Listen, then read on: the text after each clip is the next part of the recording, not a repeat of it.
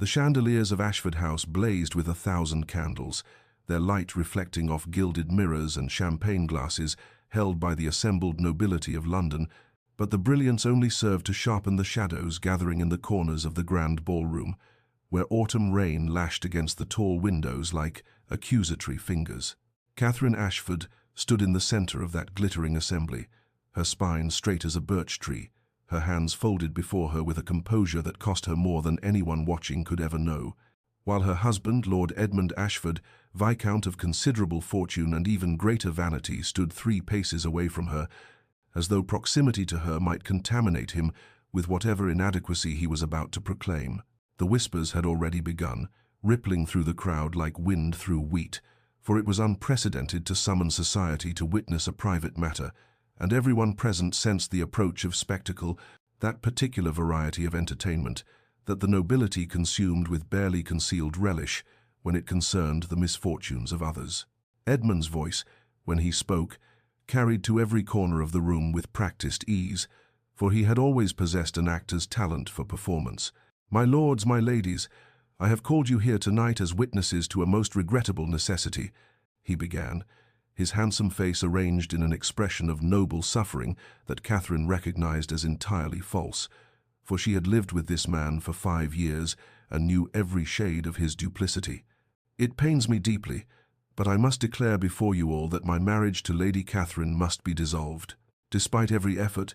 every consultation with the finest physicians in England, she has proven unable to provide me with an heir. A man of my position cannot allow his lineage to die, his estates to pass to distant cousins, his name to fade into obscurity for want of children.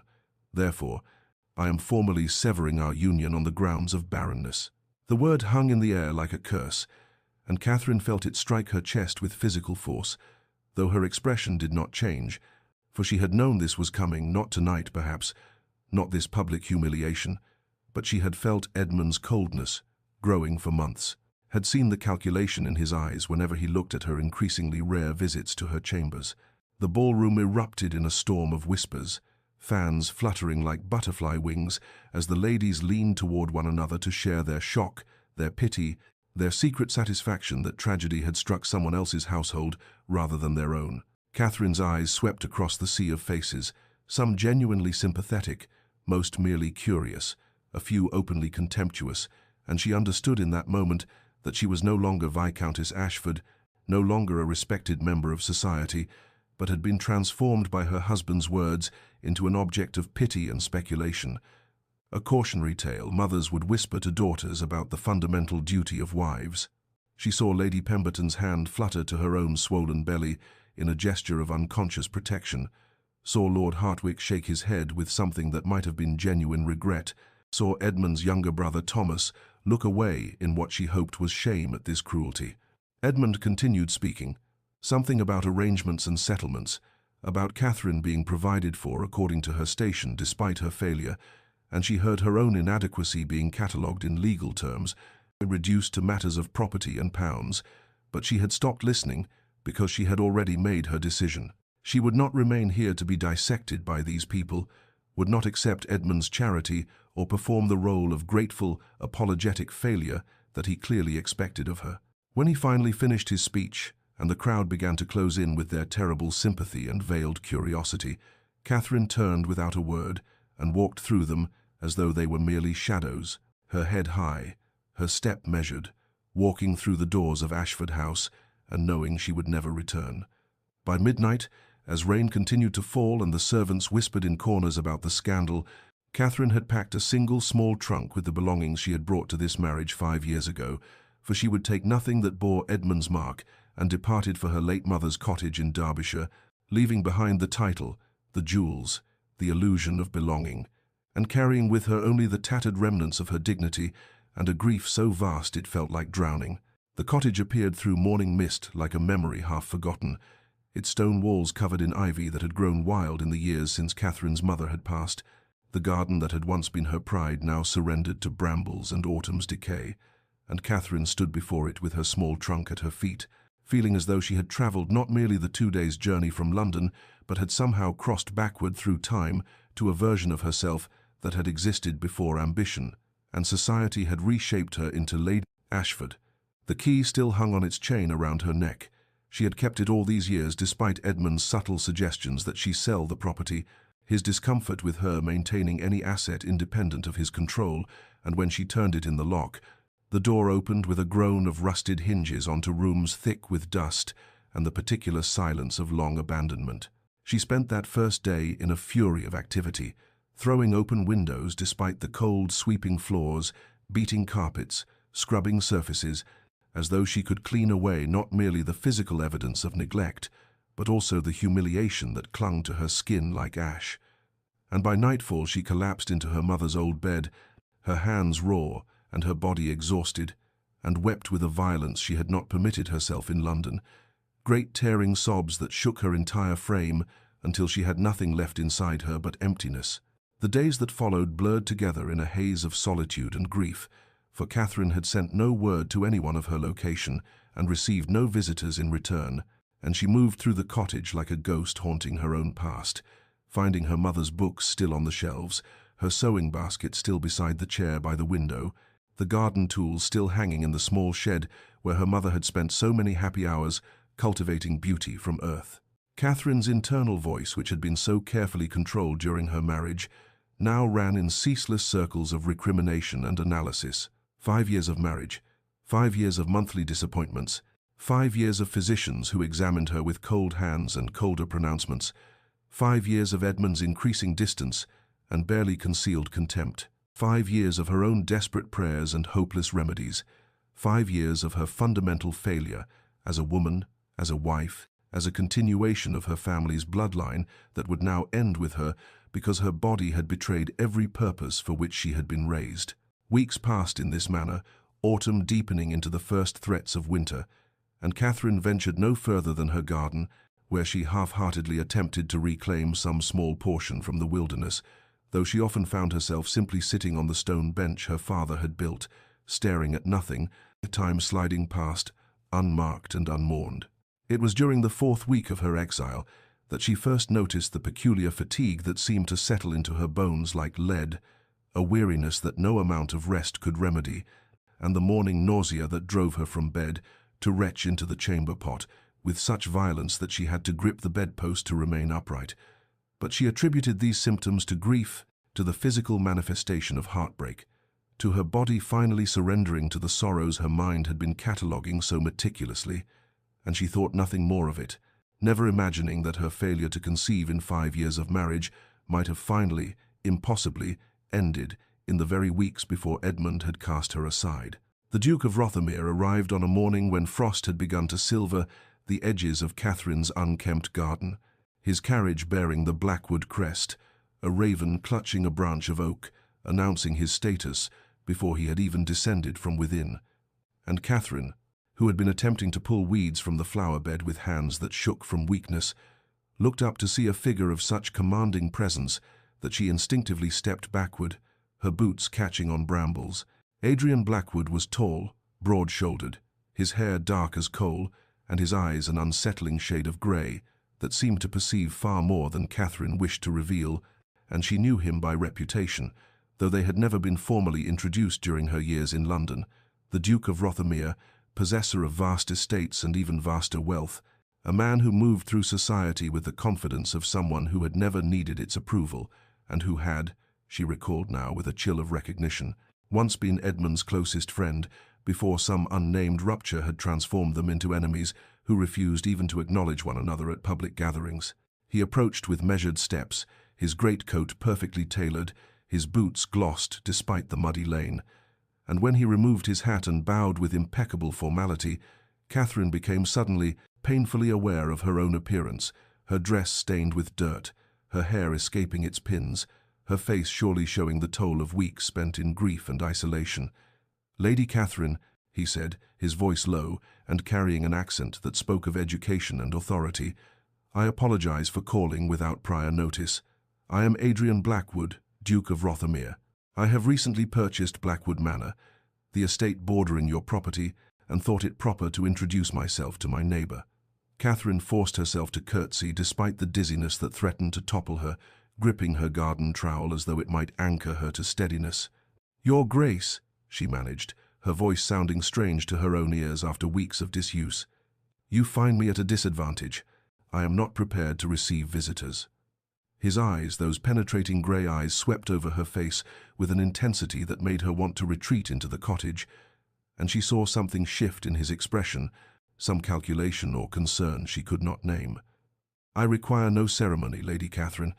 I merely wish to make your acquaintance and to assure you that my presence here will not disturb your peace. I understand you have sought solitude."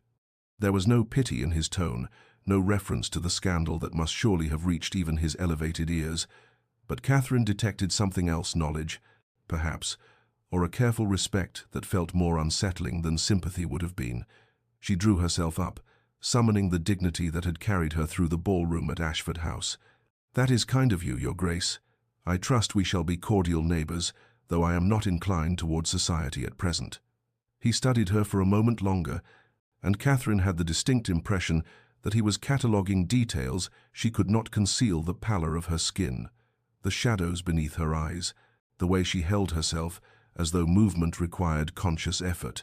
and when he finally nodded and replaced his hat, she felt both relief and a strange disappointment. "Should you require anything, Lady Catherine, you need only send word to the manor. I am at your service." He bowed again and departed, his carriage rolling away down the overgrown lane, but Catherine stood in her garden long after he had disappeared, her heart beating with an unfamiliar rhythm,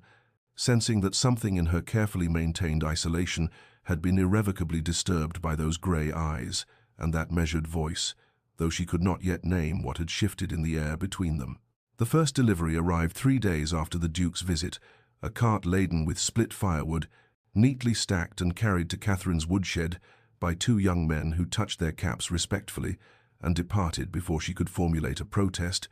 and when she discovered the unsigned note tucked beneath the top log, written in a bold masculine hand, it read simply, "Winter approaches. You will need this," and Catherine stood in her doorway with the paper trembling in her fingers, pride warring with the practical acknowledgement that her own meagre supply would never have lasted through the cold months ahead. She composed a polite refusal that very afternoon, sealing it with wax that had belonged to her mother, and sent it via the village boy to Blackwood Manor, but the next morning brought another delivery, a basket of provisions containing flour, butter, preserves, tea of a quality she had not tasted since leaving London, and fresh bread still warm from the ovens, and this time the note read, "No obligation, only neighbourly concern. R." The initials stood stark and uncompromising at the bottom of the page, and Catherine felt something crack in the armour she had constructed around her grief, something dangerous and unwelcome that felt perilously close to gratitude. For a week she wavered between accepting and refusing,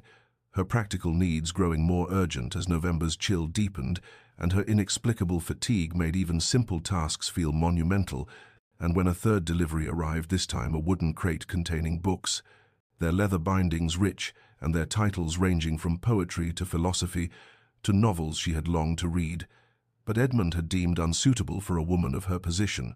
Catherine finally understood that the Duke would not be dissuaded by her protests, that his kindness, whatever motivated it, would continue regardless of her response. She found herself examining each volume with hands that shook slightly, running her fingers over gilt lettering, opening pages to find marginalia in that same bold script, and in the margins of a volume of Wordsworth someone, the Duke himself, she realized had written observations that revealed a mind of considerable depth and unexpected sensitivity, and she caught herself wondering what manner of man would notice a neighbour's isolation and respond not with pity but with provisions and poetry. The curiosity that bloomed in her chest felt like betrayal somehow, as though by wondering about Adrian Blackwood she was abandoning the grief that had become her constant companion. But she could not deny that something had shifted in the cottage's oppressive silence. She found herself anticipating the sound of cartwheels on the lane, found herself composing conversations in her mind during the long evenings, found herself actually opening the books and reading by candlelight instead of simply staring into the fire until sleep claimed her, and when she finally penned a brief note of acknowledgement and thanks, keeping her words carefully formal, she discovered that the walls she had built around her sorrow had developed their first significant crack, and through that crack came not yet hope, but something smaller and more tentative, the possibility that isolation might not be the only path available to her broken heart. The morning came when Catherine's carefully maintained composure finally shattered, quite literally, as she bent to retrieve the watering can from beside the garden gate and felt the world tilt sideways, the sky and earth exchanging places in a dizzying rotation that sent her crumpling onto the frost-hardened ground, her temples striking the stone border with a crack that echoed through the silent morning, and she lay there conscious but unable to move, her vision swimming with dark spots, her body refusing to obey her desperate commands to rise before anyone might see her in such weakness. But fate, it seemed, and had other designs. For Adrian Blackwood happened to be riding past on the lane at that precise moment, drawn by some impulse he would later claim he could not name, and he saw her fall, saw the stillness that followed, and was off his horse and through her gate before rational thought could intervene, his hands gentle but urgent as he lifted her from the cold earth, carrying her into the cottage with a strength that made her feel weightless, despite her protests, which emerged as barely coherent whispers. He laid her on the worn settee near the fireplace, his face carved from concern, and when she tried to sit up, tried to insist she was perfectly well, merely tired, he fixed her with a look that permitted no argument and dispatched his groom to fetch Dr. Hartley from the village, with instructions that brooked no delay, and Catherine found herself trapped in her own parlour, with the Duke of Rothermere kneeling beside her, pressing a cool cloth to the bruise forming at her temple, his grey eyes searching her face with an intensity that made her want to weep for reasons she could not entirely articulate. Dr. Hartley arrived within the hour, his familiar weathered face creased with worry,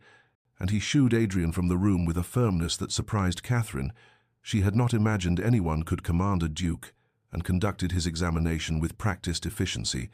asking questions that seemed innocuous at first, but grew increasingly pointed. And when he finally sat back and regarded her with an expression mixing wonder and concern, Catherine felt her heart begin to race with a premonition she could not yet name. "Lady Catherine," he said gently, taking her hand in his age-spotted ones, "when did you last have your monthly courses?" The question struck her like a physical blow, for she realized with dawning horror that she could not remember, that the chaos of the divorce and her subsequent grief had driven such considerations from her mind entirely, and as Dr. Hartley continued his gentle interrogation, the fatigue, the morning nausea, the dizziness pieces began falling into place with the inevitability of a puzzle completing itself, and when he finally spoke the words, "You are with child, my dear, approximately 3 months along, I should estimate," Catherine's world fractured completely, her mind flying back to that single night 6 weeks before the divorce. When Edmund had returned from London unexpectedly and had come to her chambers for the first time in months, driven by wine and some impulse she had not questioned, too grateful for even that hollow intimacy to wonder at its motivation, and now she understood with a clarity that felt like drowning that she carried Edmund's child, that the barrenness for which he had divorced her had been a cruel fiction, that her body had finally, impossibly, achieved what 5 years of desperate hoping had failed to accomplish. But the timing was catastrophic, the circumstances impossible, and as Dr. Hartley patted her hand and murmured reassurances about her health and the child's apparent vigor,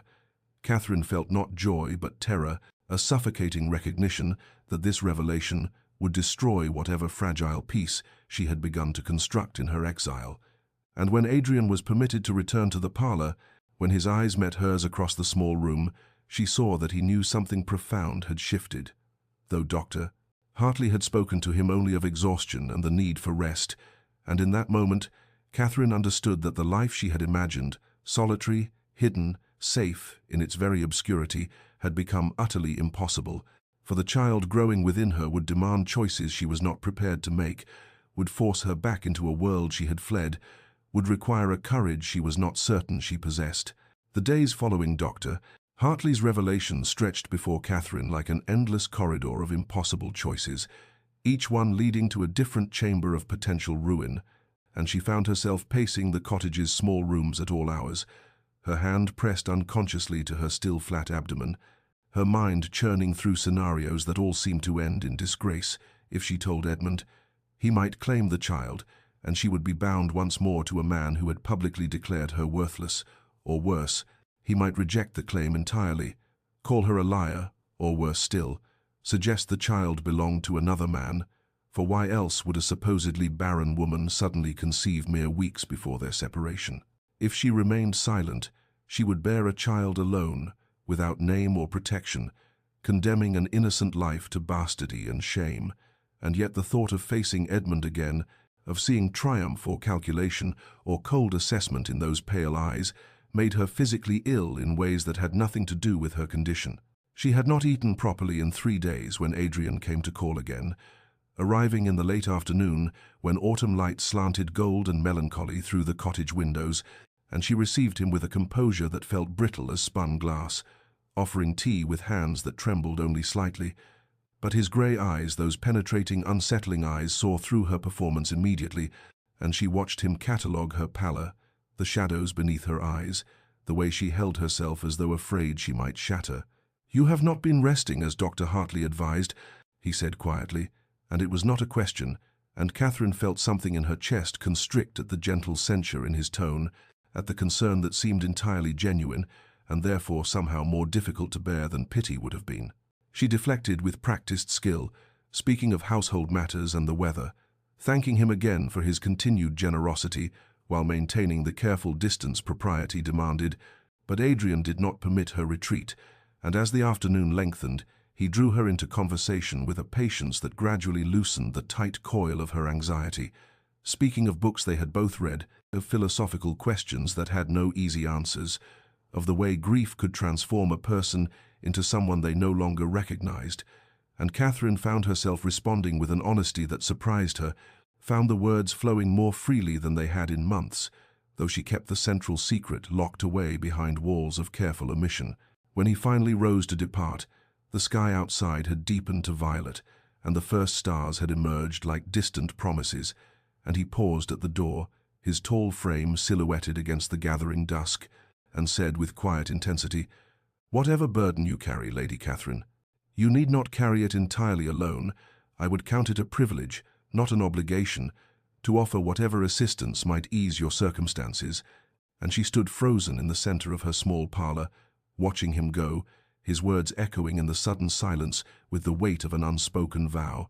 And for the first time since learning of the child, Catherine felt the suffocating pressure around her chest ease just slightly,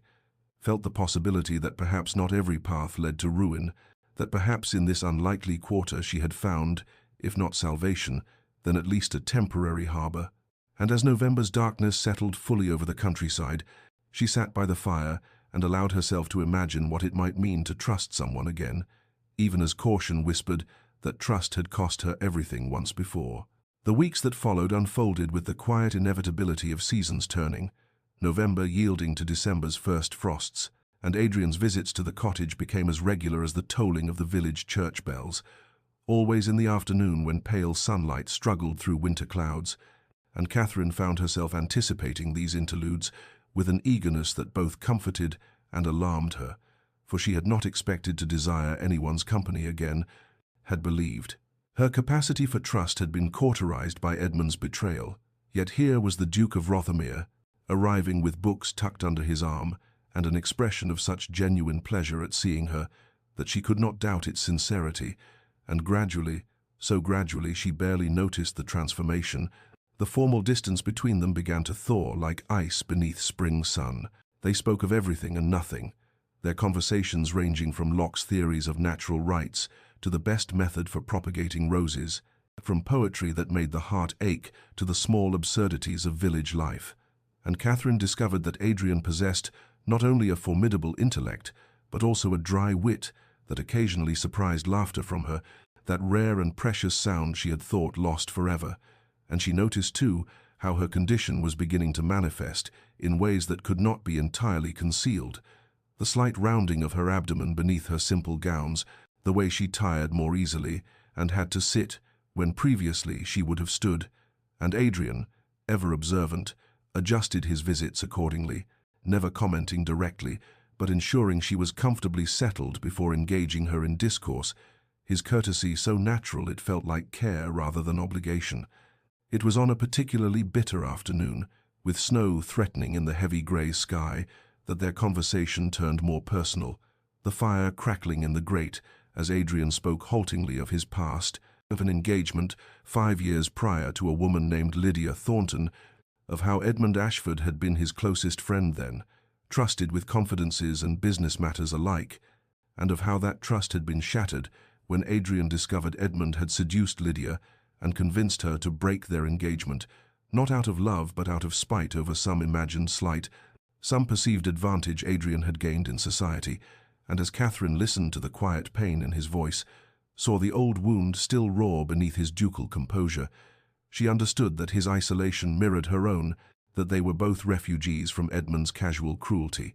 and in that recognition, something shifted irrevocably between them. Emboldened by his vulnerability, Catherine found herself speaking of her own humiliation, not the public divorce but the private degradation that had preceded it, the years of being made to feel defective, broken, less than whole, the physicians and their invasive examinations, the herbal remedies and prayers, and Edmund's growing coldness each month. Her courses came,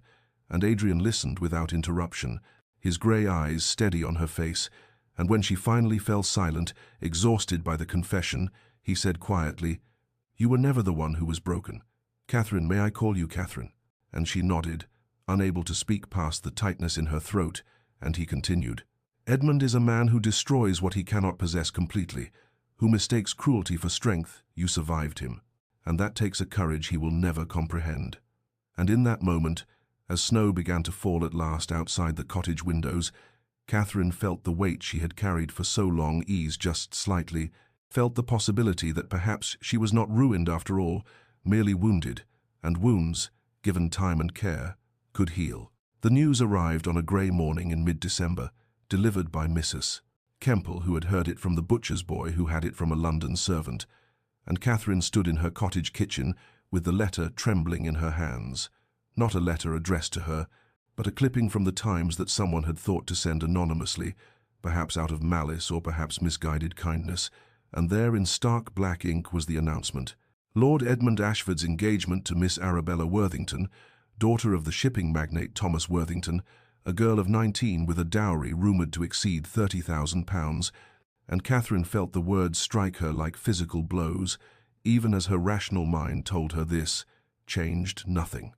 That Edmund had made his choice months ago when he cast her aside, yet the reality of seeing it formalized, of knowing he had moved forward so decisively while she remained suspended in this limbo of secrets and impossible decisions, brought a surge of emotions so complex she could scarcely name them all. There was relief, certainly, that he had found what he sought and might therefore leave her in peace, but beneath it ran currents of anger at the injustice that he should be celebrated for this new match while she had been reviled for her supposed failure, that society should welcome his fresh start while condemning her for the very barrenness he had falsely attributed to her, and deeper still, in places she was ashamed to acknowledge, there flickered something that might have been grief, not for Edmund himself but for the girl she had been when she married him, for the innocent hopes that had been slowly murdered over 5 years of cold assessment and medical humiliation, and she found herself sitting at the worn kitchen table with tears streaming down her face, one hand pressed to her abdomen, where the child grew steadily larger. This impossible child that proved Edmund's accusations had been lies, and she realized with sudden crystalline clarity that she could not delay her decision any longer, that the child would not wait for her courage to catch up with her circumstances. Adrian arrived that afternoon as had become his custom, but Catherine heard his approach with something approaching panic, for she was not composed, had not repaired the damage of her morning's weeping, and when she opened the door to him, she saw his expression shift immediately from pleasure to concern, saw those penetrating grey eyes take in her reddened eyes and the trembling of her hands, and he stepped inside without waiting for invitation, closing the door against the bitter wind, and said with quiet intensity, "What has happened?" And Catherine found that she could not dissemble, could not maintain the careful facade she had constructed over weeks of his visits,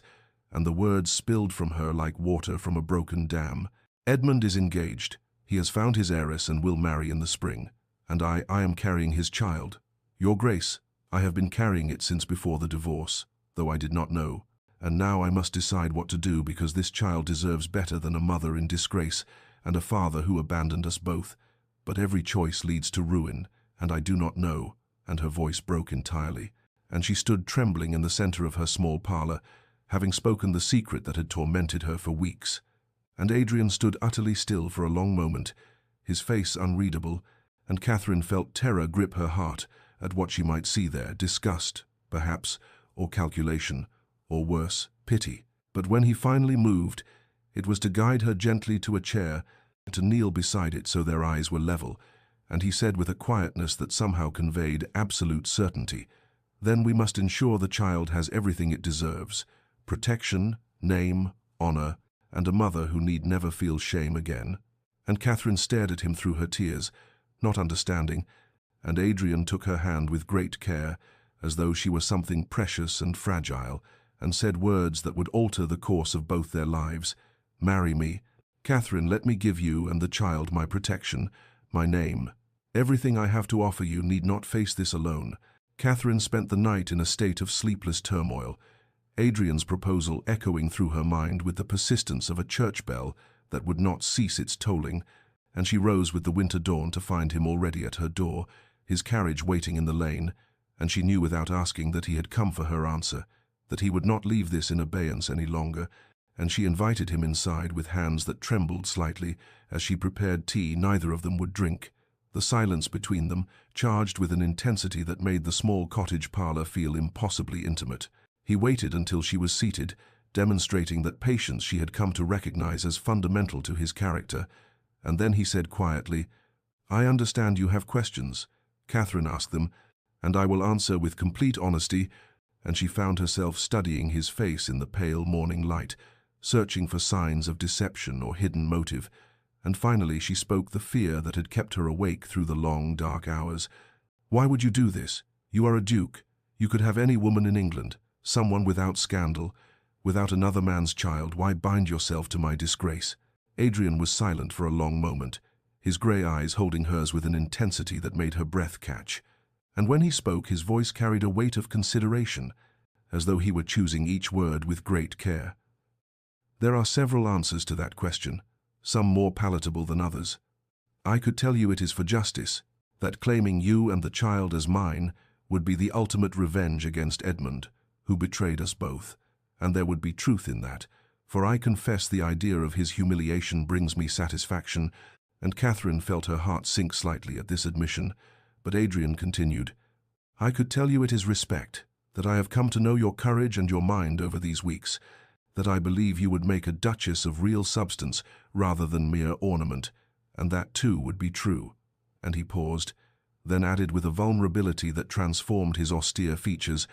"But the fullest truth, Catherine, is that I am weary of being alone, that I have been half alive since Lydia's betrayal,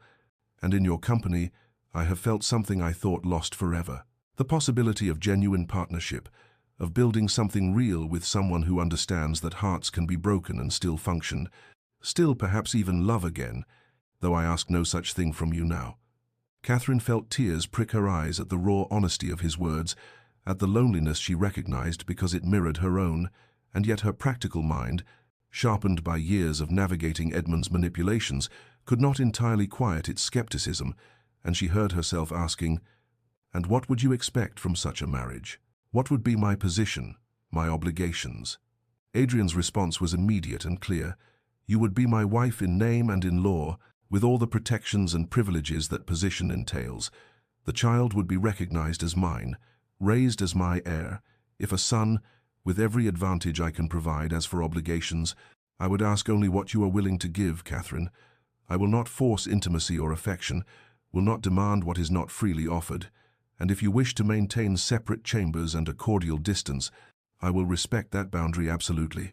And something in Catherine shifted at these words,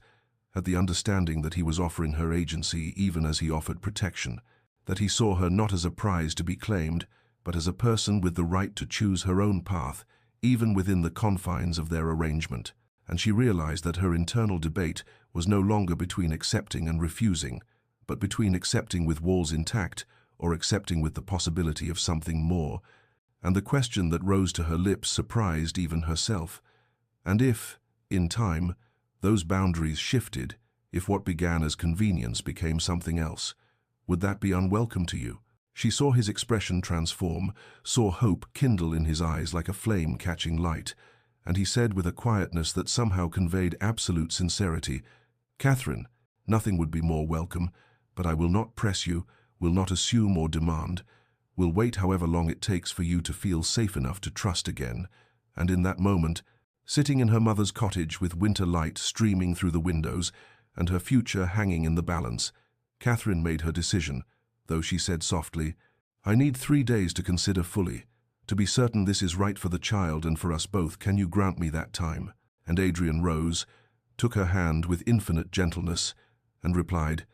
"Take what time you need, I am not going anywhere." Tome. The 3 days Catherine had requested stretched before her like an eternity, and yet passed with frightening swiftness, and she found herself observing Adrian with new eyes during his visits, watching not merely what he said but what he did, how he moved through the world when he thought himself unobserved. And on the second day she watched from her cottage window as he stopped to help Mrs. Kemple with her broken cartwheel, kneeling in the muddy lane without regard for his fine coat, his hands working alongside the blacksmith's apprentice with easy competence, and she saw how he spoke to the boy with respect rather than condescension, how he pressed coins into the widow's hand despite her protests, and something in Catherine's chest loosened at the evidence of genuine kindness rather than performed nobility. That evening a storm rolled in from the north, one of those December tempests that turned the sky bruised dark and sent rain sheeting against the windows with violent insistence. And Adrian had been taking his leave when the first drops began to fall, but within minutes the deluge was such that Catherine could not in conscience send him back to his estate, and she found herself offering him shelter with a mixture of propriety and something deeper, something that whispered this was a test of sorts, a chance to see what lay beneath the careful courtesy they had maintained, and he accepted with visible relief, and they found themselves in the strange intimacy of an unplanned evening, the storm raging outside while the fire burned low in the cottage hearth. They talked through the long hours as the wind howled and the rain drummed its relentless rhythm on the roof, talked in ways they had not permitted themselves before, and Adrian spoke of his childhood, of a father whose expectations had been crushing, and a mother who had died too young, and of the loneliness of inheriting a dukedom at 23 and learning that his title made him simultaneously the most sought-after and most isolated man in any room. And Catherine found herself sharing things she had never spoken aloud. The small humiliations of her marriage to Edmund, the way he had looked through her rather than at her, the doctors who had examined her like livestock and pronounced her deficient, and she saw in Adrian's eyes not pity but recognition, the understanding of one wounded soul acknowledging another, and sometime past midnight as the storm reached its crescendo, Catherine realized that what she felt was not gratitude or even respect, but something far more dangerous, something that felt like the first tentative shoots of genuine affection, and she understood with sudden clarity that she could build a life with this man, that the marriage he offered need not be merely transaction, but could become something real if they were both brave enough to let it. When dawn broke pale and watery over the sodden landscape, Catherine made tea in silence while Adrian stood at the window watching the retreating clouds, and she came to stand beside him, their shoulders nearly touching, and said quietly but with absolute certainty, "I have my answer, Your Grace, if your offer stands. I accept it, but I must tell you my conditions." And he turned to her with such transparent hope that her heart ached, and she continued, "I will not pretend feelings I do not yet have, will not offer false affection out of obligation, but I promise you honesty, partnership, and the possibility that what begins as arrangement might become something true." And Adrian's response was to take her hand with infinite gentleness and say, "That is more than I dared hope for. Catherine, honesty and possibility are foundation enough to build upon," and so it was decided, there in her mother's cottage with the storm-washed morning light streaming through the windows, and that they would marry, and marry quickly, before her condition became impossible to conceal, before either of them could retreat into doubt. And Catherine felt fear and hope warring in her chest in equal measure, but beneath both was something she had not felt in years, the sense that she was choosing her own path, rather than merely enduring the one others had forced upon her. The wedding took place 5 days later in the small village church, a stone building with narrow windows that let in only thin streams of winter light and Catherine stood in a simple dove-grey gown that concealed her condition, while Adrian wore dark wool rather than the ceremonial splendor his rank might have demanded, and the only witnesses were the vicar, his wife, and 2 servants Adrian had brought from his estate, people whose loyalty he trusted absolutely. And Catherine felt the strangeness of it all as she spoke her vows in a voice that barely trembled, and this quiet ceremony so vastly different from her first marriage, with its crowds and flowers and elaborate breakfast, and she wondered if the simplicity was somehow more honest, more true to what they were actually promising each other, not passion or romance, but partnership and protection. A transaction made sacred by mutual need and tentative hope. Adrian's hand was steady as he placed the ring on her finger, a heavy gold band set with sapphires that had belonged to his grandmother, and when the vicar pronounced them, man and wife Adrian kissed her cheek with such careful gentleness that Catherine felt her throat tighten. And then it was done. She was the Duchess of Rothermere, and they signed the register in the vestry, while sleet began to tick against the windows, like the sound of time itself, marking this transformation, and within the hour she found herself in Adrian's carriage, travelling the short distance to Rothermere Hall, the great estate she had glimpsed only from a distance during her months in the cottage, and as they approached up the long drive, lined with bare oak trees, she felt her anxiety crystallize into something almost like panic, for this was real now, irrevocable, and she was entering a life she had not imagined even a fortnight ago. The hall itself was magnificent in that austere way of ancient noble houses, all grey stone and mullioned windows, ivy climbing the walls despite the winter cold, and Adrian handed her down from the carriage himself and said quietly, "This is your home now, Catherine. I have given instructions that you are to be obeyed in all things, that your word is law here as much as mine." And she heard in his tone both formality and something deeper, a desire to give her the agency she had lacked in her first marriage, and she nodded, not yet trusting her voice, and together they entered the great hall where the staff had assembled to meet their new mistress, and Catherine forced herself to stand straight and acknowledge each introduction with the grace her mother had trained into her from childhood, though she felt like an impostor playing a role for which she had not properly rehearsed. Adrian showed her through the principal rooms himself, the formal drawing rooms and the library and the music room, and finally up the grand staircase to the family wing, where he opened a door to reveal a suite of chambers that took her breath away, all ivory silk and polished mahogany, a fire already burning in the hearth and winter roses arranged on the writing desk, and he said,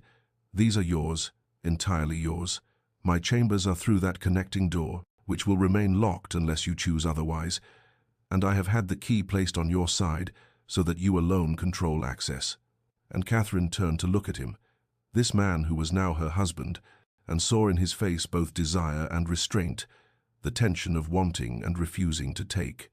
And she understood that he meant what he had promised, that he would wait for her invitation however long it took, or even if it never came, and she said softly, "Thank you, Adrian, for all of this, for giving me choice when I had none." And he bowed slightly and replied, "I want only your comfort and safety.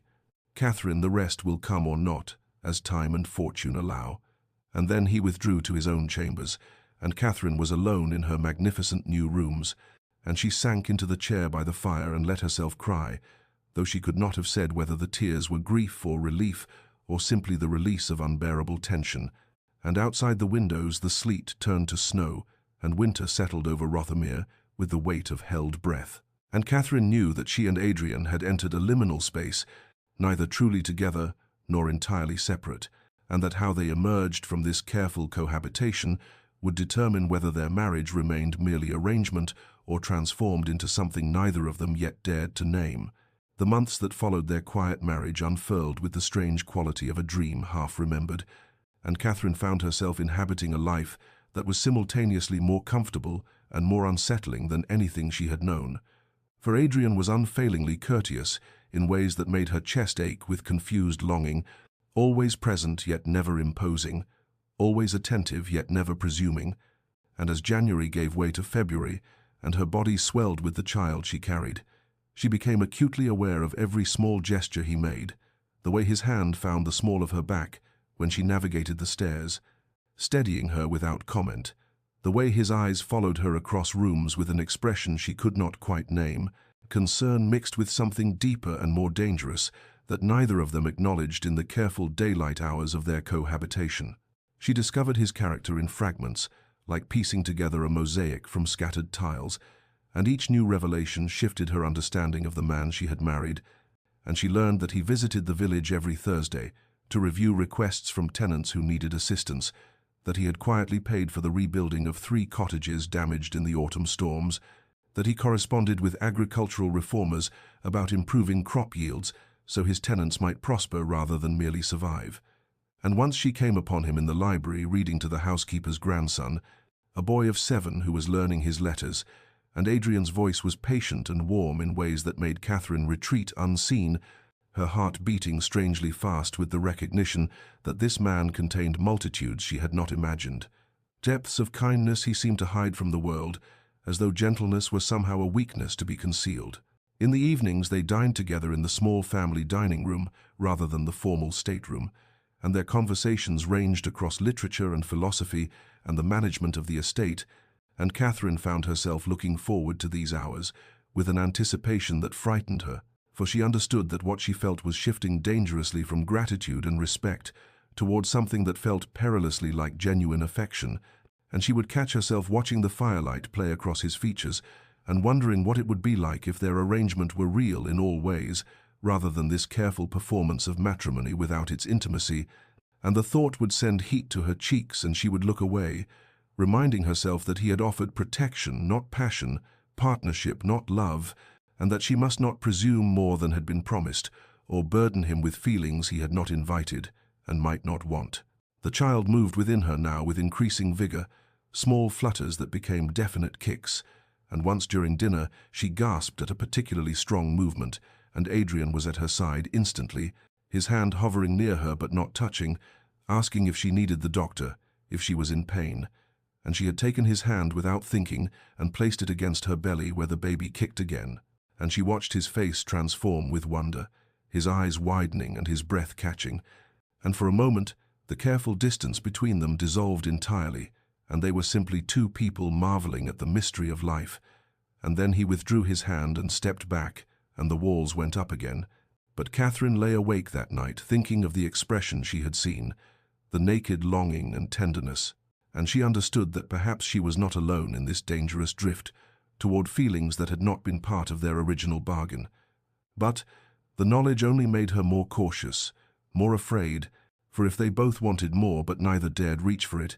they might spend years in this liminal space, married yet separate, together yet alone. And as February turned to March and her time drew nearer, Catherine found herself caught between hope and fear, wondering if the birth of the child would finally break the careful equilibrium they had maintained, or if it would only build the walls higher. And outside her windows the first crocuses pushed through the frozen ground, small brave harbingers of spring that seemed to whisper that transformation was possible,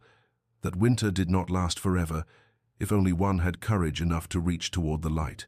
The pains began on a grey March afternoon, while Catherine stood in the conservatory examining the early tulips that had just begun to bloom, and at first she mistook the tightening sensation for the ordinary discomforts she had grown accustomed to, but then a second wave came harder and lower, and she gripped the edge of the planting table and understood with sudden crystalline clarity that something was wrong, that this was too early, by nearly a month and too fierce to be the preliminary stirrings the midwife had described,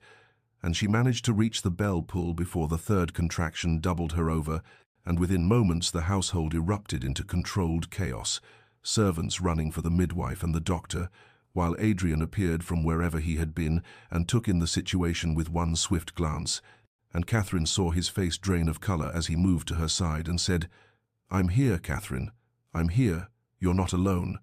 And she wanted to tell him to leave, that this was women's business and not appropriate for him to witness. But another pain tore through her, and she found herself clutching his hand with desperate strength while he supported her weight and called for them to prepare her chambers immediately. The hours that followed blurred into a nightmare of pain and fear, and the midwife's face grew increasingly grave as the labor progressed wrong,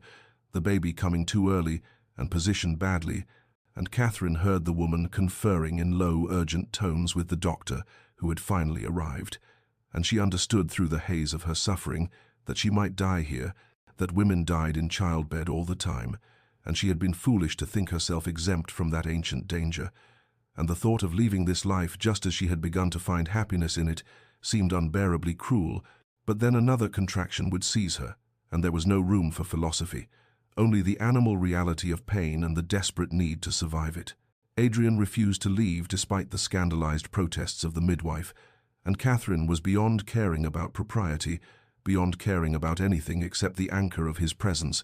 and she saw that his legendary composure had shattered completely, that his hands shook when he wiped her forehead with cool cloths, and his voice broke when he murmured encouragement, and once between contractions she opened her eyes to find him praying.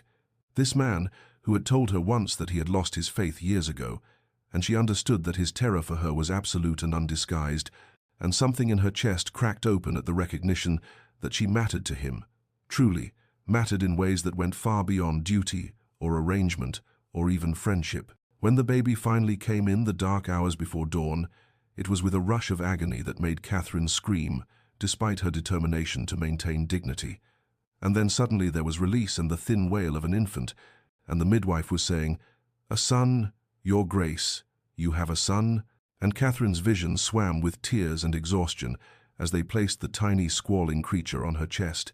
And he was so small, frighteningly small, his skin faintly blue and his cries weak,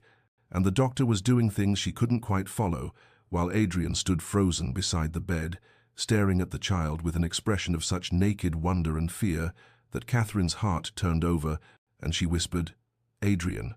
and he knelt beside the bed and touched the baby's tiny hand with one careful finger,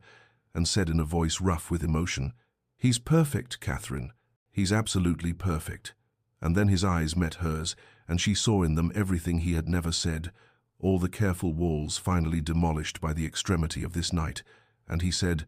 "I thought I would lose you, I thought," and his voice broke entirely, and he pressed his forehead against her shoulder, and she felt his tears wet against her skin, and she lifted her free hand to his hair and said softly, "I'm here, we're both here." And the baby quieted between them, as though sensing the importance of this moment, and Adrian raised his head and looked at her with such intensity that Catherine's breath caught, and he said, "I have loved you since I first saw you, years ago, at another ball where you danced with Edmund and smiled at something," he said, "and I thought I had never seen anyone so beautiful, so full of grace, and I have loved you through every moment since, through your marriage and your suffering and your exile, and I married you not from duty or revenge, but because I could not bear to see you struggle alone, when I had the power to protect you, and this child is mine now in every way that matters, mine because you are mine, if you will have me. If after everything I can dare to hope," and Catherine was weeping openly now, all the careful restraint of their months together, dissolving in the raw vulnerability of this confession, and she said, "Yes, Adrian, yes, I will have you, I do have you.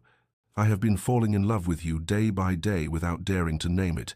and I was so afraid you would never see me as anything but an obligation. But I love you, I love you." And he kissed her then with infinite tenderness, despite the midwife's shocked gasp, kissed her while the baby lay between them and the dawn began to break outside the windows. And Catherine tasted salt and promise and the beginning of something she had thought lost to her forever, the possibility of being loved, not for duty or appearance or the children she might bear, but for herself, for the woman she was beneath all the roles and expectations. And when Adrian finally pulled back, his eyes were bright with tears and joy, and he whispered, "My wife, my love, my Catherine," and she knew that whatever came next, they would face it together,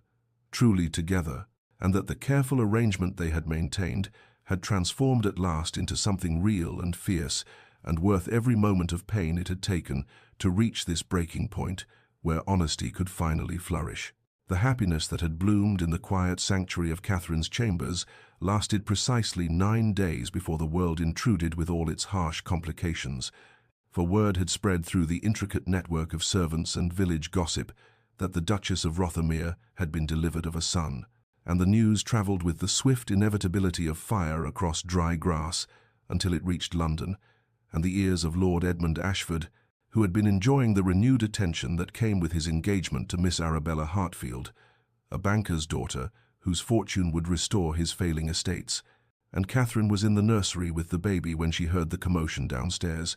raised voices in the entrance hall that carried up through the ancient house, and she recognized Edmund's tone even before the door burst open, and Adrian appeared with murder in his eyes, saying tightly, "He's here. He's demanding to see you and the child. And Catherine, I need you to tell me what you want me to do, because I am dangerously close to killing him where he stands." She had known this confrontation would come eventually, had played it out in her mind during sleepless nights, but the reality of it still made her hands shake as she carefully placed the baby in his cradle and straightened her shoulders and said with more calm than she felt, "I will see him. But you will be with me, and Adrian, he has no power here.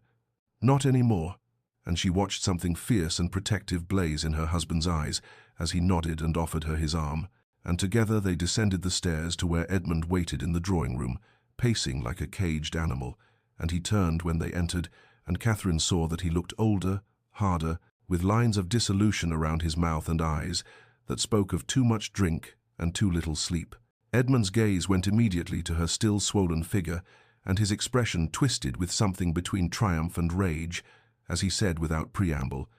"You were with child when I divorced you. You deceived me deliberately,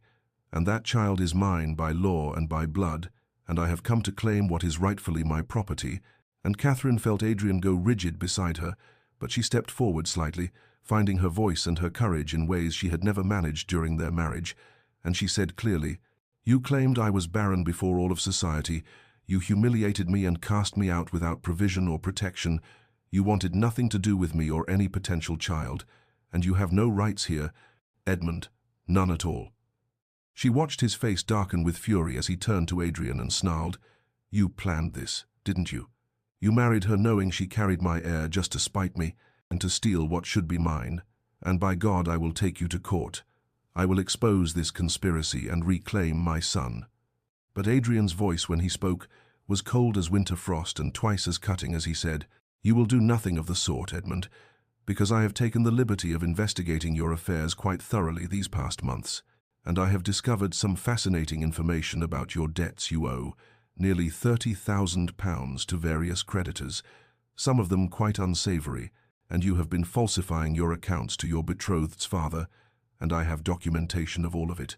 And if you attempt any legal action against my wife or my son, I will ensure that every scandal, every unpaid debt, every lie is made public, and your engagement will dissolve, and you will likely face criminal charges for fraud." Catherine watched the color drain from Edmund's face as the full weight of his position became clear, watched him look between her and Adrian, and understand that he had already lost, that whatever power he had once held over her was gone, burned away by the protection of a man who loved her and the legal weight of a dukedom that far outstripped a mere viscountcy. And Edmund's shoulders sagged slightly before his pride reasserted itself, and he spat, "You deserve each other, the barren wife and the bitter duke, but that child is still mine by blood, and you cannot change that." And Catherine surprised herself by laughing, a sound without humor but full of strength, and she said, "Blood means nothing without love, Edmund, and you have never understood that. He is not your son in any way that matters, and you need to leave now and never return." They stood in tableau for a long moment, the weight of history and betrayal thick in the air between them, and then Edmund turned on his heel and strode from the room, and Catherine heard the front door slam with a finality that felt like the closing of a chapter, and she swayed slightly, and Adrian caught her immediately, holding her close while she trembled with the aftermath of adrenaline and relief, and he murmured against her hair, "You were magnificent, Catherine, absolutely magnificent." And she clung to him and thought that perhaps she was finally becoming the woman she had always hoped to be, strong enough to defend what mattered, brave enough to claim her own happiness despite the ghosts that haunted her past. Adrian made his decision that very evening as they sat together in the library with the baby sleeping in Catherine's arms, and he said with quiet determination, "We cannot live in the shadows waiting for Edmund to strike again. We must take the offensive and control the narrative before he attempts to poison society against us." And Catherine felt her stomach tighten with apprehension, even as she recognized the wisdom in his words. And 3 days later, the invitations went out on heavy cream paper, edged in gold, summoning the cream of society to a grand ball at Rothermere House in London, and Catherine watched the preparations unfold with mounting terror, for she had not faced the ton since her humiliation, had not stood before the collective judgment of those glittering crowds who had witnessed her disgrace, and the thought of doing so now with all the complicated truth of her situation made her want to flee back to the countryside and hide forever. But Adrian was patient and steady as he helped her prepare, hiring a modist who created a gown of deep sapphire silk that made her eyes luminous and her figure regal despite the softness that remained from childbirth, and he gave her a necklace of diamonds that had belonged to his mother with a tenderness that made her eyes sting. And the night of the ball arrived with the inevitability of tide, and Catherine stood at the top of the grand staircase in Rothermere House, looking down at the assembled guests who had come out of curiosity or loyalty, or the simple inability to refuse a ducal invitation, and she saw familiar faces from her past life, women who had once called her friend, and men who had danced with her, and she saw the speculation in their eyes and the whispers behind fans, and Adrian took her hand and squeezed it gently and whispered, "You are the Duchess of Rothermere. You are my wife, and you have nothing to be ashamed of." And together they descended into the glittering chaos of the ballroom, where chandeliers blazed and music swelled, and the air hummed with barely suppressed gossip. Catherine moved through the evening in a state of heightened awareness, making conversation with matrons who regarded her with everything from sympathy to suspicion, dancing with Adrian in a waltz that felt like a public declaration, and she knew that everyone was waiting for something, some revelation or scandal, and she saw Edmund arrive halfway through the evening, his face hard and his betrothed notably absent, and he positioned himself near the refreshments, watching them with barely concealed malice, and Catherine felt the weight of history pressing down on her until Adrian touched her elbow and guided her to the center of the room where the orchestra had paused, and he raised his hand for silence, and the crowd quieted with the swift obedience accorded to power and rank, and Adrian's voice rang clear and authoritative as he said, "My lords and ladies, I have invited you here tonight to share my profound joy and to make an announcement that concerns the future of the Rothermere line." Catherine's heart hammered against her ribs as Adrian continued, and his hand firm at the small of her back. "The Duchess of Rothermere has blessed me with an heir, a son born healthy and strong, and I claim him publicly and proudly as my own, as the future Duke of Rothermere, and I will stand against any man who questions his legitimacy or his place in this family." And the ballroom erupted in a chaos of gasps and frantic whispers, and Catherine saw Edmund's face contort with rage and humiliation, and she saw others calculating timing and propriety, but she also saw the Dowager Marchioness of Westbrook, a woman whose opinion carried the weight of decades, step forward and say clearly, "I congratulate you both, your graces, and the child is blessed to have such devoted parents," and her endorsement was like a dam breaking, and other voices rose in agreement, and Adrian turned to Catherine and kissed her hand with deliberate ceremony, and she understood that he had just rewritten their narrative in front of everyone who mattered, had claimed her and her son with a finality that transcended biology or scandal, and when she dared to look at Edmund across the room, she saw that he had gone pale and still, and she knew with absolute certainty that his power to hurt her was finally, irrevocably broken, crushed beneath the weight of Adrian's ducal authority and the public declaration that made James untouchable, and she felt something like wings unfurling in her chest, the first true breath of freedom she had taken in longer than she could remember. The morning after the ball dawned cold and bright, and Catherine woke with the peculiar sensation of having crossed an invisible threshold from which there could be no return, and by noon the calling cards had begun to arrive in such numbers that Adrian's butler looked positively overwhelmed as he presented them on a silver salver, and Catherine sat in the drawing-room with her heart in her throat as she sorted through the names, seeing some she had expected and others that surprised her with their presence or their pointed absence, and Adrian appeared at her side with tea and said quietly, "You need not receive anyone you do not wish to see, Catherine. You are the Duchess of Rothermere, and that gives you the privilege of choice." But she shook her head and straightened her spine and said, "No, I must face this. I must show them that I am not ashamed." And so the afternoon unfolded in a series of visits that felt like small trials, each one testing her composure and her resolve in different ways. The Dowager Marchioness of Westbrook came first, her aged face kind and her words carefully chosen as she said, "I have known too many women destroyed by the cruelty of men who blamed them for circumstances beyond their control, and I see in you, a strength that deserves support rather than censure. And her endorsement carried weight that rippled through the subsequent visits, and Lady Pemberton arrived with thinly veiled curiosity and departed with grudging respect after Catherine answered her probing questions with steady dignity. And Mrs. Hartwell, who had once been Catherine's closest friend before the divorce, came with tears in her eyes and apologies on her lips, saying,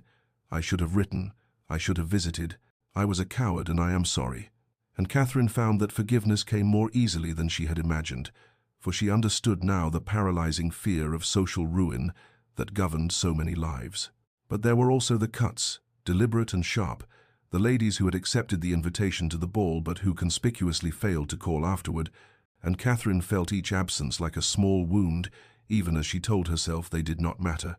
And there was Lady Ashford, Edmund's mother, who arrived unannounced and sat rigid in the drawing-room, and said with barely controlled venom, "You have destroyed my son's reputation and stolen his heir, and I will never forgive you for it." And Catherine felt Adrian's presence behind her chair like a shield as she replied with surprising calm, "Your son destroyed himself through his own choices, and the child I bore deserved better than a father who would have viewed him as nothing more than property." And the older woman left in a storm of rustling silk and impotent fury, and Catherine found she felt only pity for a woman so bound by pride that she could not see the truth before her. Through it all, Adrian remained steadfast, appearing at intervals to check on her, bringing refreshments, intercepting particularly difficult guests with his ducal authority, and Catherine realized that his support was not merely performative but genuine, that he truly saw her as his partner and his equal, despite all the complications of their union. And when the last caller had departed and the house fell quiet, she found him in the library with James sleeping in the crook of his arm, and the sight of them together made something warm and precious bloom in her chest, and Adrian looked up and smiled and said, "You were remarkable today. You faced them all with such grace." And Catherine settled beside him and carefully took the baby into her own arms and said, "I could not have done it without you, Adrian. You have given me back something I thought I had lost forever, the ability to hold my head high and claim my own worth." And they sat together in companionable silence while the spring sunlight streamed through the windows, illuminated the dust motes dancing in the air. And Catherine thought that perhaps this was what happiness looked like, not grand gestures or dramatic declarations, but quiet moments of mutual support and growing trust, and she realized that James was thriving, gaining weight and strength with each passing day, and they had decided together to name him James Alexander Blackwood. And when they had him christened the following week in the Rothermere Chapel, the church was full of those who had chosen to support them, and spring had truly arrived, the gardens bursting with daffodils and cherry blossoms, and Catherine saw in the seasonal renewal a symbol of her own transformation. From the barren winter of her first marriage to this tentative, hopeful spring of new beginnings, the months that followed unfolded with a gentle inevitability that Catherine had never known in her first marriage, and by midsummer she had fully assumed the mantle of Duchess of Rothermere, moving through the responsibilities of running the household and managing social obligations with a confidence that surprised even herself. And she discovered that Adrian had been quietly preparing her for this role all along through his patient explanations and steady support, and the transformation of their relationship from careful formality to genuine intimacy happened so gradually that Catherine could not point to a single moment when everything changed, but rather it was an accumulation of small gestures and quiet evenings that built upon each other like layers of silk, until one morning she woke in her chamber and realized that she missed Adrian's presence beside her with an ache that had nothing to do with gratitude or convenience, and everything to do with love. It began with practical necessities, the night when James had colic and would not stop crying, and Catherine had been pacing the nursery for hours when Adrian appeared in his dressing gown and simply took the baby from her arms and said, "Go rest, I will walk with him." And she had been too exhausted to protest, and when she woke hours later, she found Adrian asleep in the chair beside her bed with James peaceful against his shoulder, and the sight had made her throat tight with emotion. And after that, the boundaries between their separate chambers grew increasingly porous, with Adrian appearing to help with late-night feedings or Catherine seeking him out when James did something new and delightful, and there were quiet evenings in the library where she would sit with her needlework while he read aloud from poetry or philosophy, and she found that his voice soothed something restless in her soul. And there was laughter too, genuine and unguarded, like the afternoon when James spit up all over Adrian's impeccably tailored waistcoat, and instead of showing irritation, Adrian had laughed with such pure delight that Catherine had joined him, and they had collapsed together on the settee in a fit of mirth that felt like a small miracle. Catherine watched Adrian transform before her eyes, the stern ducal reserve melting away to reveal a man of unexpected warmth and playfulness,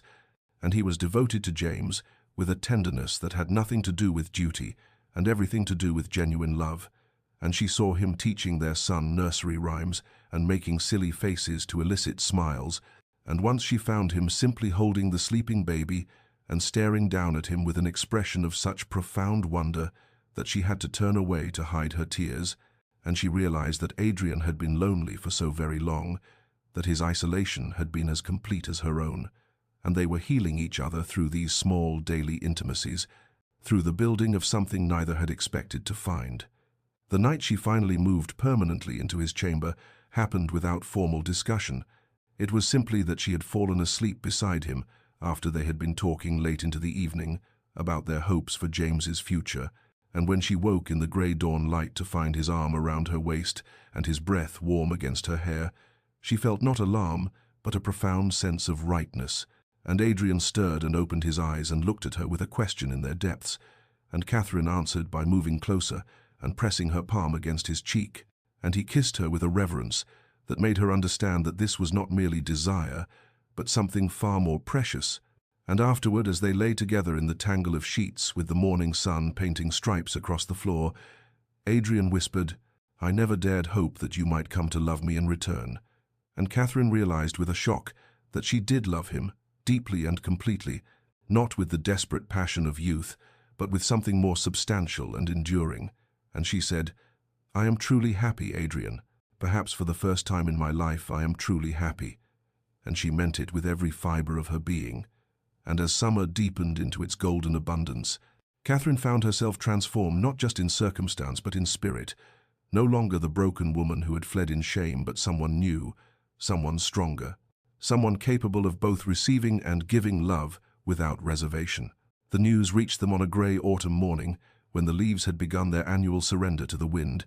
and Adrian's solicitor arrived with reports that Edmund's engagement to the young heiress had dissolved amid whispers of financial impropriety and questions about his character that had apparently proven too much for the bride's prudent father. And Catherine felt a complex knot of emotions as she heard the details, a mixture of vindication and something that might have been pity for the man who had once been her husband. But before she could fully process this information, another letter arrived 3 days later, this one delivered directly to Catherine and written in Edmund's own hand, and the words were alternately pleading and threatening, claiming that he had been ruined by lies and that she owed him recompense for the damage her remarriage had done to his reputation, and there was a barely veiled suggestion that he might make public certain claims about James's parentage if she did not provide financial assistance. And Catherine's hands trembled as she read it, not from fear precisely, but from anger that Edmund would still attempt to manipulate and control, even from his diminished position. She brought the letter immediately to Adrian, who read it with an expression that grew progressively colder until his face might have been carved from marble, and he said quietly, "He has finally overstepped beyond redemption." And Catherine saw in his eyes a fury that was all the more dangerous for being utterly controlled, and Adrian summoned his solicitor and his man of business and spent the afternoon closeted in his study. And when he emerged as the sun was setting, he found Catherine in the nursery with James and said, "Edmund will call here tomorrow. I have sent word that we will receive him, and this will end once and for all." And Catherine felt her spine straighten with resolve as she nodded and said, "We will face him together, as we have faced everything else." And Adrian's expression softened as he crossed to her and pressed a kiss to her forehead and murmured, "You are the strongest woman I have ever known, and he will not harm you or our son again." Edmund arrived the following afternoon in a hired carriage that spoke volumes about his reduced circumstances, and he was shown into the formal drawing room where Catherine and Adrian waited side by side, presenting a united front that must have been immediately apparent. And Edmund looked older than Catherine remembered, his face marked by dissipation and his clothes, though expensive, showing signs of wear, and he began with bluster, demanding assistance as though it were his right, speaking of their former marriage as though it gave him permanent claim on her resources, and Catherine felt Adrian's hand find hers beneath the folds of her skirt and draw strength from that silent support, as she said with remarkable calm, "You divorced me publicly and cruelly, Edmund. You severed all ties between us, and you have no claim on me or my child." And Edmund's face flushed with anger as he turned to Adrian and said, "You stole what was mine, both the woman and the heir, and you will pay for that theft." But Adrian simply smiled, a cold and terrible expression, and drew from his pocket a sheaf of documents and said, "I have here evidence of your debts, which total more than £15,000, and documentation of your attempts to defraud investors in a shipping venture that never existed, and witness statements regarding your behavior toward 3 different women of questionable virtue, whom you promised marriage while still engaged to Miss Hartford." And with each revelation Edmund grew paler, and Adrian continued with relentless precision, "If you ever contact my wife again, if you ever speak James's name in public, if you make any attempt whatsoever to interfere in our lives, I will ensure that these documents reach not only the magistrate, but every newspaper and scandal sheet in London, and what little remains of your reputation will be utterly destroyed. Do you understand me?" And Edmund understood. Catherine could see it in the collapse of his shoulders and the defeat in his eyes. And he left without another word, climbing into his hired carriage and disappearing down the drive, and within a fortnight they heard that he had left London entirely, retreating to some distant corner of the country where his name and shame were unknown. And Catherine stood at the window watching the autumn rain and felt not triumph but a profound sense of freedom, as though the last chain binding her to that painful past had finally been severed. And when Adrian came to stand beside her and asked gently, "Are you well?" she turned to him with tears on her cheeks and said, "I am free, truly free at last." And he gathered her into his arms and held her while she wept, not from sorrow but from relief, and the past was finally, irrevocably laid to rest. A year had passed since James's birth, and autumn had returned to paint the countryside in shades of amber and crimson, but this time the season did not speak to Catherine of endings and sorrow, but rather of abundance and harvest, of the fullness that comes after patient cultivation, and she stood at the window of their country estate, watching Adrian in the gardens below with their son, and James was now walking with the unsteady determination of a child just past his first birthday. And Adrian crouched beside him, pointing at the brilliant leaves and the late-blooming roses, and Catherine's hand rested unconsciously on the gentle swell of her belly, where a new life grew. This child, undeniably Adrian's, conceived in love rather than duty, and the knowledge filled her with a joy so profound it sometimes brought tears to her eyes at unexpected moments. The transformation of their lives felt nothing short of miraculous when she allowed herself to reflect upon it, and she often thought of the broken woman who had fled through rain-soaked streets with a single trunk, and wondered if that Catherine could have imagined this future, this fullness, this sense of belonging so complete that she sometimes had to remind herself it was real and not merely a dream from which she might wake. And Adrian had changed too, the stern reserve that had once defined him, now only visible in his dealings with the outside world. While in the privacy of their home, he was gentle and playful, devoted to James with a father's true love, and attentive to Catherine with a husband's genuine affection. And she had learned the geography of his smiles, the rare full one that transformed his face entirely, and the small private curve of his lips that was reserved only for her, and she treasured both. They had settled permanently at the country estate after Edmund's final defeat, preferring the peace of rural life to the demands of London society, though they maintained the townhouse and made occasional appearances when duty required, and Catherine had discovered that she had a talent for estate management, and Adrian consulted her on decisions about tenants and improvements, treating her opinions with respect that would have shocked those who remembered her as Edmund's diminished wife, and together they had created something neither had possessed before, a true partnership built on mutual regard and deepening love, and the estate itself seemed to respond to their happiness, the gardens flourishing and the household running with smooth efficiency, and the tenants spoke well of them in the village. And Catherine had begun quietly helping women in difficult circumstances, providing employment in the household or assistance in finding situations elsewhere. And Adrian supported these efforts without question, understanding perhaps that she was healing her own wounds by helping others. That evening, after James had been settled in the nursery with his devoted nurse, Catherine and Adrian sat together in the library, where they had spent so many quiet hours in the early days of their marriage, but now there was no careful distance between them, and she sat curled against his side with his arm around her shoulders and her head resting in the hollow where his neck met his shoulder, and the fire crackled softly in the hearth, casting warm light across the book-lined walls, and Adrian's hand moved gently over her belly, feeling for the flutter of movement that was still too faint for anyone but Catherine to perceive. And she covered his hand with hers and said quietly, "I never thought I could be this happy. I never dared imagine that life could hold such contentment." And Adrian turned to press a kiss to her temple and murmured, "You have given me everything I never knew I needed. A family, a home that is more than just a house, a reason to wake each morning with gratitude rather than duty." And Catherine lifted her face to his and said with the same wonder she had felt a year ago, but now without fear or hesitation, "I love you, Adrian, so completely that sometimes I cannot comprehend how I lived before without knowing what this felt like." And he kissed her then with infinite tenderness,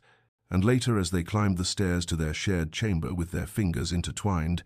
Catherine thought that autumn had indeed returned, but it brought with it not the chill of loss but the warmth of harvest, not the memory of shame but the promise of continued abundance, and she had been transformed from a woman society had discarded as broken into someone whole and beloved, and the miracle of it would never cease to fill her with quiet amazement.